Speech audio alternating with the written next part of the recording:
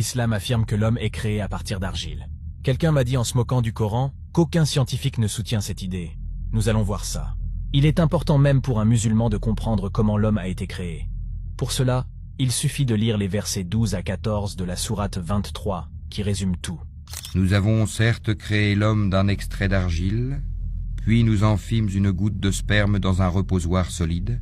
Ensuite nous avons fait du sperme une adhérence, et de l'adhérence nous avons créé un embryon, puis de cet embryon nous avons créé des os et nous avons revêtu les os de chair.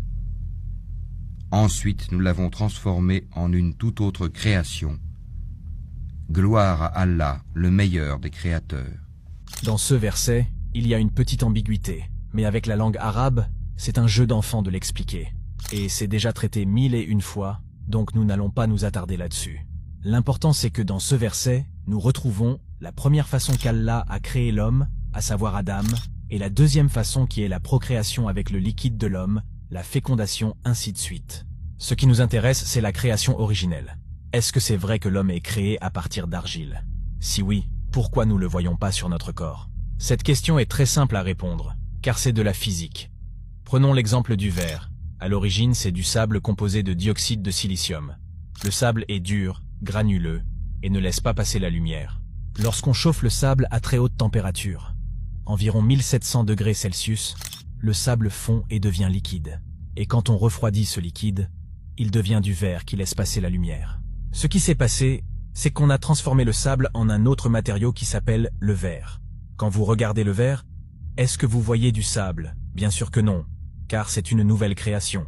Maintenant, regardez ce que dit Allah à la fin des versets précités. Ensuite, nous l'avons transformé en une toute autre création. Au départ, vous étiez du liquide. Est-ce toujours le cas? Bien sûr que non, vous avez changé d'état. Donc si vous avez compris cela, vous avez compris que ce n'est pas parce qu'Allah a créé Adam avec de l'argile que l'homme est obligé d'être de l'argile. Lorsqu'un matériau est transformé, généralement il perd ses propriétés physiques et chimiques de départ et en gagne d'autres. Ceci étant clarifié, voyons voir comment la science explique la possibilité que l'homme soit effectivement fait à partir d'argile. Nous allons citer deux études très intéressantes. La première a été une collaboration entre des chercheurs de l'université Cornell et de l'université du Queensland en Australie, et a été soutenue par la National Science Foundation.